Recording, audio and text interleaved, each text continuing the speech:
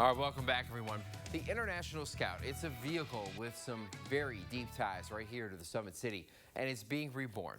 In less than 24 hours, we're going to see it. It's going to feature an electric engine, and it's going to pay homage to the truck's deep Fort Wayne roots. For Scout enthusiasts like Ryan Duvall, that sound, music to his ears, and learning his beloved vehicle is being relaunched is like a dream come true. All the years that I've had a Scout or been involved with Scouts, everyone's talked about someday someone needs to make one again. And it seems the talk is over.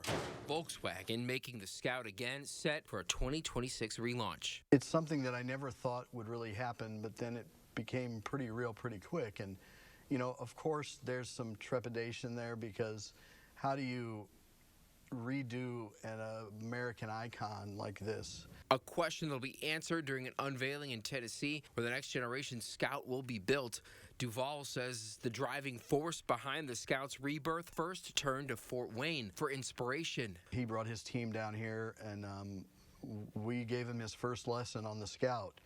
And I was impressed from the beginning that he chose Fort Wayne, wanted to learn the history, but also at the way he was with me the day he was here and the attention to detail, the stories he wanted to hear.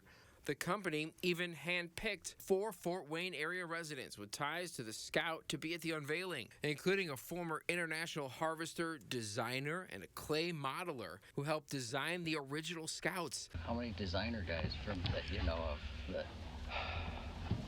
Well, from the Scout era, there's virtually no one, really. That's Dave Dickmeyer on the left and Dick Hatch on the driver's side of this 1962 Scout 80. After spending decades with International Harvester, the duo, now freshly in their 80s, had their hands in the new vehicle's design as well.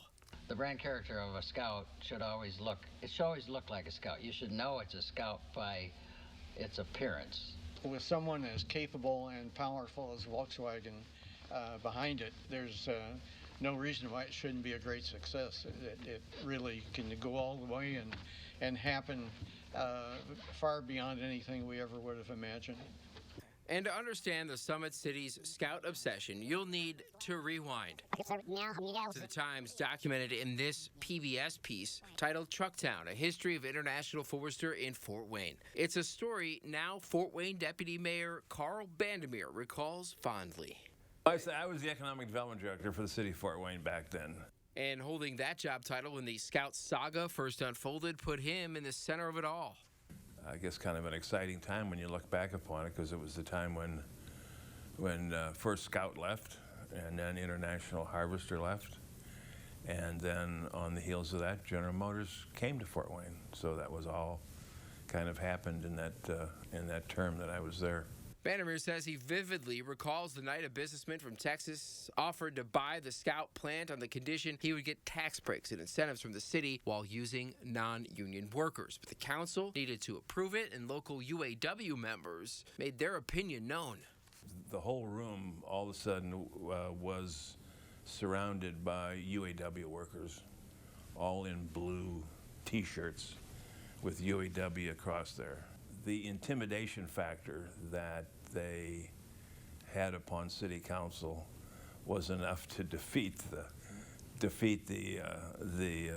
ordinance, the resolution to approve the bonds for the sale, so he could buy Harvester, he could buy the Scout plant. And for decades, it was the end of Fort Wayne's connection to the Scout. As far as what's next, we'll all find out very soon. I'm hoping for plaid seats. I don't know if I'll get them, but you know, we'll see what happens.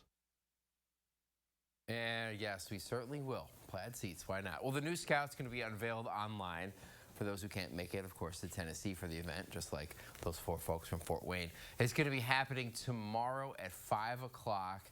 There'll be a link to the website. See it on ours, WFFT.com. Sometimes truly iconic figures are recognizable by a single name. Madonna, Beyonce, Cher. We'll throw Prince in there. How about Oprah? Well, a new documentary is going to look at another such notable woman. David Daniel takes a look at the film that's headed to Netflix next week.